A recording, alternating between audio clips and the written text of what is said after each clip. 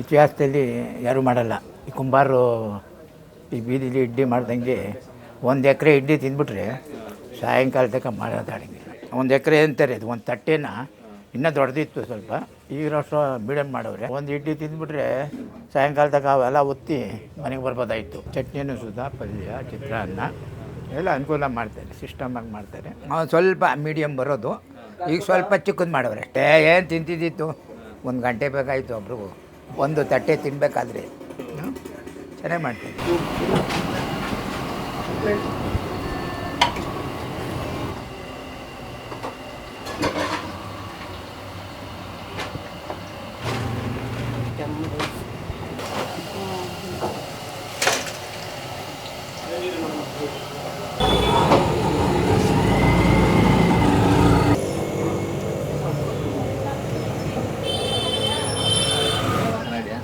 ಯಾವಾಗಿಂದ ಬರ್ತಿದ್ದೀರಾ ನೀವು?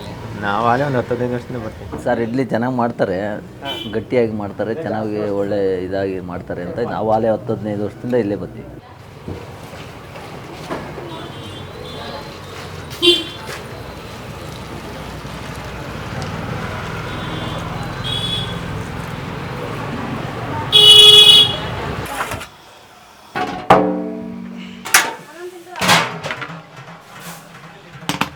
ತಂದೆಯವರು ಫಸ್ಟ್ ಮಡಿಕೆ ಮಾಡ್ತಿದ್ರು, ತುಂಬ ಕಷ್ಟಪಟ್ಟು ಒಲೆಯಲ್ಲಿ ಮಾಡ್ತಾಯಿದ್ದಿದ್ದು. ಅವಾಗ ಒಲೆಯಲ್ಲೇ ಮಾಡಿ ಯಾವಾಗ 100 kg ಇಡ್ಲಿ ಬೇಯಿಸೋರು ಅವತ್ತಿಗೆ. ಈಗೆಲ್ಲ ಕಮ್ಮಿ ಆಗಿಬಿಟ್ಟಿದೆ. ಇನ್ನು ಮುಂಚೆ ತುಂಬ ದೊಡ್ಡದು ಮಾಡ್ತಾ ಇದ್ದಾರಂತಲ್ಲ? ಇನ್ನೂ ಇದೇ ಸೈಜು, ಸ್ವಲ್ಪ ಇನ್ನೂ ಪ್ಲೇಟ್ ದೊಡ್ಡದು ಬರೋದು. ಈಗೆಲ್ಲ ಆ ಸೈಜ್ ಪ್ಲೇಟ್ಗಳೇ ಸಿಗೋಲ್ಲ ಈಗ. ನಾವು ಹುಡುಕಿ ಮಾತಾಡ್ತಿದ್ದೆ, ಈಗ ತಿನ್ನೋಕ್ಕಾಗಲ್ಲ ಅಂತ ಸೈಜ್ ಕಡಿಮೆ ಪ್ಲೇಟ್ಗಳೇ ಸಿಗೋಲ್ಲ ಈಗ, ಸೈಜ್ ಪ್ಲೇಟ್ಗಳೇ ಸಿಗ್ತಾಯಿಲ್ಲ. ಈಗಲೂ ನಾವು ಈ ಪ್ಲೇಟ್ಗಳೆಲ್ಲ ಒಂದೊಂದು ಕಡೆ ಸಿಗುತ್ತೆ, ಅದು ಹುಡುಕಿ ಸಿಕ್ತಾಗ ಎತ್ಕೊಂಬಂದು ಮಡಿಕೊಂಡು ಮಾಡ್ತಾಯಿದ್ವಿ. ಪ್ಲೇಟ್ಗಳು ಹೋಗ್ತಾ ಇರುತ್ತೆ. ಈಗಲೂ ಡೈಲಿ ಒಂದು 300-350 ಇಡ್ಲಿ ಹೋಗುತ್ತೆ. ಒಬ್ರಿಗೆ 1 ಇಡ್ಲಿ ತಿಂದರೆ ಸಾಕು. ಕೆಲವರು ಅರ್ಧ ಇಸ್ಕೋತಾರೆ, ಕೆಲವರು 1 ಇಸ್ಕೋತಾರೆ.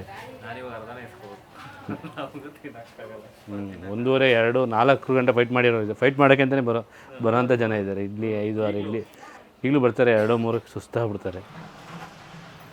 ಮತ್ತು ಎಲೆ ಹಾಕಲ್ಲ, ಕವರ್ ಹಾಕಲ್ಲ, ಬಟ್ಟೆ ಏನು ಹಾಕಲ್ಲ, ನ್ಯಾಚುರಲ್ಲಾಗಿ ರೆಡಿ ಮಾಡೋದು. ಹೌದು, ಥರ ತಟ್ಟೆಗಳು ಸಿಗೋಲ್ಲ ಈಗ.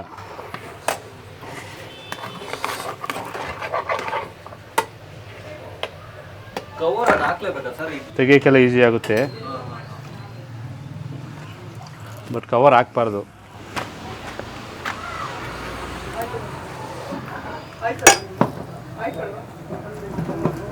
ಅರ್ಧ ಕೊಡಲ್ಲ.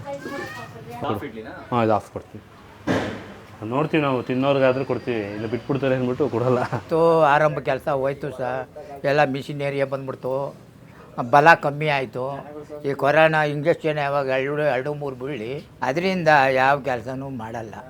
ತಿನ್ನೋದು ಆರಾಮಾಗಿ ಏನೋ ಇರೋದು ಅಷ್ಟೇ ಹೊರ್ತು ಗಾಸಿ ಕೆಲಸ ಆಗಲ್ಲ.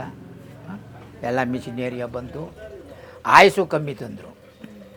ಯಾವುದು ಈ ಗೊಬ್ಬರದ್ದೆಲ್ಲ ಗೊಬ್ಬರ ಎಲ್ಲ ಇಂಜೆಕ್ಷನಲ್ಲಿ ಬೆಳಿಬೇಕು. ಬಾಳೆಹಣ್ಣು ಆಗಲಿ, ಆಪಲ್ ಆಗಲಿ, ಪ್ರತಿಯೊಂದು ಸಲಕರಣೆನೂ ಇಂಜೆಕ್ಷನ್ ಇಲ್ಲಿ. ಇನ್ನು ಮನುಷ್ಯ ಇನ್ನೆಲ್ಲಿ ಶಕ್ತಿ ಬಾ ಅಂತ ಅಂದರೆ ಎಲ್ಲಿ ಬರ್ತದೆ? ಆಹಾರದಲ್ಲಿಲ್ಲ, ಯಾವುದ್ರಲ್ಲೂ ಕೇಳ್ಕೊಬೇಡಿ. ಏನೋ ಆವಾಗ ನಾವು ತಾಯಿ ಬಲ ಹಿಂದೆ ಚೆನ್ನಾಗಿದ್ದೋ, ಚೆನ್ನಾಗಿ ತಿಂತಿದ್ದೋ. ಪುಣ್ಯ ಅಂದರೆ ಆ ಸುಖ ಇವತ್ತು ಬರಲ್ಲ. ಹಣ ಹೆಚ್ಚಿರ್ಬೋದೇ ಹೊರತು ಗುಣ ಕಮ್ಮಿ ಆಯಿತು ಮನುಷ್ಯನಿಗೆ. ಹಣ ಯಾವಾಗ ಹೆಚ್ಚುತ್ತೋ ಎಲ್ಲೈತೆ ನೆಮ್ಮದಿ ಇಲ್ಲ. ಇವತ್ತು 10 ಕೋಟಿ ಮಾರ್ತೆ ಅಂದರೆ ಅವನು ಉಳಿಯಲ್ಲ, ತಿನ್ನಲ್ಲ. ಅದು ನನ್ನನ್ನು ತಿನ್ನೋಕ್ಕಾಗಲ್ಲ. ಏನು ಸ್ವಾಮಿ, ಅದರಿಂದ ಇವತ್ತೂ ಸುಖ ಇಲ್ಲ, ಇನ್ನೂ ಸುಖ ಬರೋಲ್ಲ, ಇನ್ನಿಲ್ವೂ ಇಲ್ಲ. ಇದೇ ಸುಖ ಅಂದರೆ ಅದೇ ಹಣ ನೋಡ್ಕೊಬೋದು. ಹಣನೂ ನೋಡ್ತದೆ. ಹಣ ಇದ್ರೆ ಏನು ಬಂತು? ಇವಾಗ ಲಕ್ಷಾನುಗಟ್ಟಲೆ ಬಂದುಬಿಟ್ರೆ ಅವ್ರಿಗಾಗಲೇ BP, ಶುಗರು, 28 ಕಾಯಿಲೆಗಳು ಶುರುವಾದವು. ಯಾಕೆ? ಹಣದಿಂದ.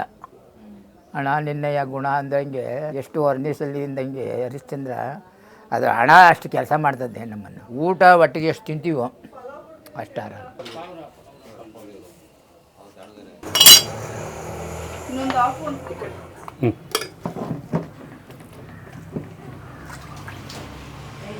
ಆಫಾ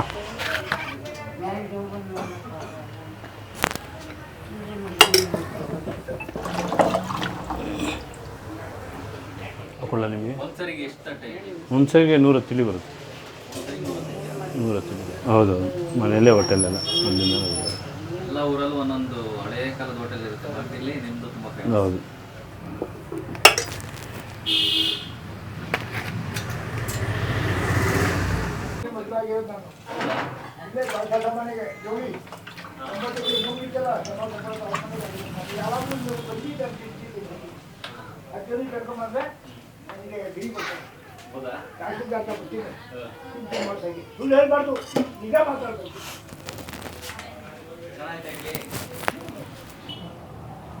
ಊರಿಗೆ ಹೋಗ್ತಾ ಇದ್ದೋ ಆನ್ ದ ವೇನಲ್ಲಿ ಇಲ್ಲಿ ಚೆನ್ನಾಗಿರುತ್ತೆ, ಅದಕ್ಕೆ ಇಲ್ಲಿ ಬಂದು ನಾಷ್ಟ ಮಾಡ್ತಾಯಿದ್ವಿ.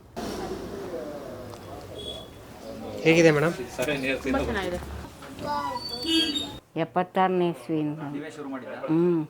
ಅದು ತುಮಕೂರಲ್ಲಿದ್ದೆ ನಾನು, ಅಲ್ಲಿ ಕಲ್ತ್ಕೊಂಡಿದ್ದೆ. ನಮ್ಮ ಮನೇಲಿ ಮಡಿಕೆ ಮಾಡ್ತಿದ್ರು, ಅದು ಬಿಟ್ಟು ಆಮೇಲೆ ಯಾರೋ ಬಾಡಿಗೆ ಕೊಟ್ಬಿಟ್ಟಿದ್ರು, ನಾವೇ ಹೋಟ್ಲ್ ಮಾಡೋಣ ಅಂತ. ತಟ್ಟೆ ಇಡ್ಲಿ ಅಲ್ಲಿ ಸಿರಾದ್ ಗೇಟಲ್ಲಿ ಮಾಡ್ತಿದ್ದೋ ನಾವು.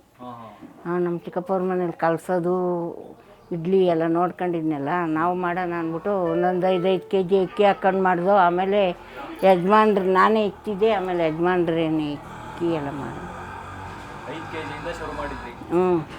ಫಸ್ಟು ಎಲ್ಲ ಹಂಗನ್ನೋರು ನಮ್ಮವರು, ನಿಮ್ಮ ಮನೆ ಬುಲ್ಡೆಲ್ಲೇ ಬರ್ದಿಲ್ಲ 2 kg ಅಕ್ಕಿ ಇಡ್ಲಿ ಮಾರೋಕ್ಕೆ ಅಂತ. ಏನೋ ದೇವ್ರ ಮೇಲೆ ಬರ ಹಾಕ್ಬಿಟ್ಟು ಮಾಡ್ದೋ, ಅದರಲ್ಲೇ ಮುಂದುವರ್ಕೊಂಡು ನಾವು. ನಮ್ಮ ಯಜಮಾನ್ರಿದ್ದಾಗ ಒಂದು ಮೂಟೆ ಅಕ್ಕಿ, ಅವಾಗ ಒಂದು ಪಲ್ಲ ಮೂಟೆ ಬೇಯಿಸೋರೆ. ಮಾರ್ನಾಮಿ ಟೈಮಲ್ಲಿ ಜನ ರಶ್ಶು, ಅವಾಗ ಒಂದೊಂದು ಮೂಟೆ ಅಕ್ಕಿ ಹಾಕೋರು, ಒಂದು ಪಲ್ಲದ ಮೂಟೆ ಹಾಕೋರು ಬೇಯಿಸೋದು.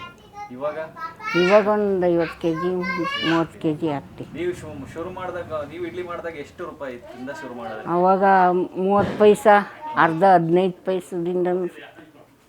ಇವಾಗ 40 ರೂಪಾಯಿವರೆಗೂ ಕೊಡ್ಕೊಂಡು ಬಂದಿದ್ದೀರಾ? ಆಮೇಲೆ 1 ರೂಪಾಯಿ ಆಯಿತು, 1 ರೂಪಾಯಿ 20 ಪೈಸೆ ಆಯಿತು. ಅಲ್ಲಿಂದ ರೇಟ್ ಮಾಡಿ. ಇದೇನು ಮಾಮೂಲಿ ಇಡ್ಲಿ ಮಾಡಿದ ಥರನೇ ಇರುತ್ತಾ ಅಥವಾ ಬೇರೆ ಏನಾದರೂ ಮಾಡಿ? ಇಲ್ಲ, ಅದೇ ಥರನೇ, ಏನೂ ಹಾಕಲ್ಲ. ಉದ್ದಿನಬೇಳೆ ಅವಾಗ ಗಂಜಿ ಮಾಡಾಕಿ, ಇವಾಗ ಕಲಸಿ. ಇವಾಗ ಮಿಷಿನ್ಗೆ ಎಲ್ಲ ಒಟ್ಟಿಗೆ ರುಬ್ತೀವಿ. ಅನ್ನ ಮಾಡ್ತೀವಿ, ಅನ್ನ ಮಾಡಿಬಿಟ್ಟು ಹಾಕೊಂಡು ಮಿಷಿನಲ್ಲಿ ರುಬ್ತೀವಿ. ಅವಾಗ ಗಂಜಿ ಮಾಡ್ಕೊಳ್ಳೋರು ಅಕ್ಕಿ ಹಸಿಟ್ಟು ಮಾಡ್ಕೊಂಬಿಟ್ಟು ಕಲಸಿವು. ಅಕ್ಕಿ ತೊಳೆಯುವು ಮಾಡಬೇಕಾಗಿತ್ತು, ಅವಾಗ ಕಲ್ಲಕ್ಕಿ ಮಾಡಿ ಎಲ್ಲ ಮಾಡಿ. ಮತ್ತೆ ಅವಾಗೆಲ್ಲ ಅಷ್ಟೊಂದೆಲ್ಲ ಅಕ್ಕಿ ಹೆಂಗೆ ಮಿಕ್ಸಿ ಎಲ್ಲ ಇರಲಿಲ್ವಲ್ಲ? ಮಿಷಿನ್ಗೆ ಹಾಕ್ಸ್ಕೊಂಬರೋರು ಮಾಡಬೇಕಾಗಿತ್ತು ಅಕ್ಕಿನ. ನಾನೇ ಮಾಡಿಕೊಡಿವ್ನಿ. ಒಬ್ಬರೇ ಇದ್ದಿದ್ದು ಫಸ್ಟು. ಆಮೇಲೆ ನಮ್ಮ ಜೊತೆಲಿ ಮೈದಾ ಇದ್ದರು, ಅವರು ಮದುವೆ ಆದಮೇಲೆ ಎಲ್ಲ ಒಟ್ಟಿಗೆ ಇದ್ದು. ನಾವು 3 ವರ್ಷ ಆಯಿತು ಅವರು ನಾವು ಡಿವೈಡ್ ಆಗಿ.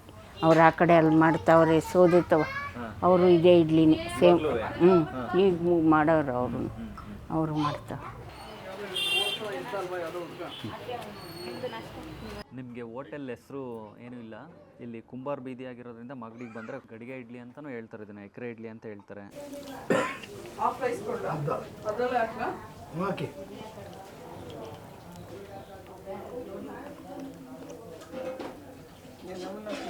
ಇದ್ರಕ್ಕಿಂತ ಸ್ವಲ್ಪ ಸೈಜು ದೊಡ್ಡದು ಬರ್ತಾಯ್ತಂತೆ, ಇವಾಗ ತಿನ್ನಕ್ಕಾಗಲ್ಲ ಅಂತ ಸ್ವಲ್ಪ ಕಡಿಮೆ ಮಾಡಿದಾರಂತೆ ಸೈಜು. ಸ್ವಲ್ಪ ಇದ್ರಕ್ಕಿಂತ ದೊಡ್ಡದಿತ್ತಂತೆ. ಇಡ್ಲಿಗೆ ಸಾಮಾನ್ಯವಾಗಿ ಪಲ್ಯ ಕೊಡಲ್ಲ, ಇಲ್ಲಿ ವಿಶೇಷ ಅಂದರೆ ಇಡ್ಲಿಗೆ ಪಲ್ಯ ಕೊಡ್ತಾರೆ. ಹೌದಾ? ಚಿಕ್ಕಬಳ್ಳಾಪುರದಲ್ಲಿ ಸ್ಪೆಷಲ್ ಏನು ಅಂದರೆ ಚಿತ್ರಾನ್ನಕ್ಕೆ ದೋಸೆ. ಚಿತ್ರಾನ್ನಕ್ಕೆ ದೋಸೆ ಅಂದರೆ ಹಿಂದೆ ಕೆಲಸ ಮಾಡಕ್ಕೆ ಹೋಗ್ತಿದ್ರಲ್ಲ ಅವರಿಗೆ ಸಂಜೆವರೆಗೂ ಹೊಟ್ಟೆ ಹಸು ಆಗದೆ ಇರಲಿ ಅನ್ನೋ ಕಾರಣಕ್ಕೆ ಸ್ವಲ್ಪ ಆಡ್ ಮಾಡ್ತಾಯಿದ್ರಂತೆ. ಇನ್ನೂ ಅರ್ಧ ಇಂಚು ಜಾಸ್ತಿ ಬರ್ತಿತ್ತಂತೆ ಮುಂಚೆ, ಇವಾಗ ಸ್ವಲ್ಪ ಸೈಜು ಕಡಿಮೆ ಮಾಡಿದ್ದಾರೆ. ಅಂದರೆ ಇವಾಗ್ನವ್ರು ಯಾರೂ ತಿನ್ನಲ್ಲ ಅಷ್ಟು ಅಂತ. ಇಡ್ಲಿ ಸಾಮಾನ್ಯವಾಗಿ ನಿಮಗೆ ಸ್ವಲ್ಪ ತುಂಬ ಸಾಫ್ಟ್ ಇರುತ್ತೆ, ಬಟ್ ಇಲ್ಲಿ ಸ್ವಲ್ಪ ಬೇಕಂತಲೇ ಆಡ್ ಇರುತ್ತೆ. ಅಂದರೆ ಅವಾಗ ಕೆಲಸ ಮಾಡೋಕ್ಕೆ ಹೋಗ್ತಿದ್ರಲ್ಲ ಅವಾಗ ಅದಕ್ಕೋಸ್ಕರ ಹಸಿವಾಗದೇ ಇರಲಿ ಅನ್ನೋ ಕಾರಣಕ್ಕೆ ಸ್ವಲ್ಪ ಆಡ್ ಮಾಡ್ತಾಯಿದ್ರಂತೆ. ಅದು ಬಿಟ್ಟರೆ ತುಂಬ ಚೆನ್ನಾಗಿದೆ. ನೀವು ಬಂದು ಈ ಕಡೆ ಬಂದಾಗ, ಮಗಡಿ ಕಡೆ ಬಂದಾಗ ಒಂದ್ಸರಿ ಟ್ರೈ ಮಾಡಿ, ಹೇಗಿತ್ತು ಅಂತ ಕಮೆಂಟ್ ಸೆಕ್ಷನ್ ಕಮೆಂಟ್ ಮಾಡಿ ತಿಳಿಸಿ. ಸೊ ನಾನು ಮತ್ತೆ ನಿಮಗೆ ಮುಂದಿನ ವೀಡಿಯೋದಲ್ಲಿ ಸಿಗ್ತೀನಿ. ಅಲ್ಲಿವರೆಗೂ ಟಾಟಾ ಬಾಯ್ ಬಾಯ್, ಸಿ ಯು.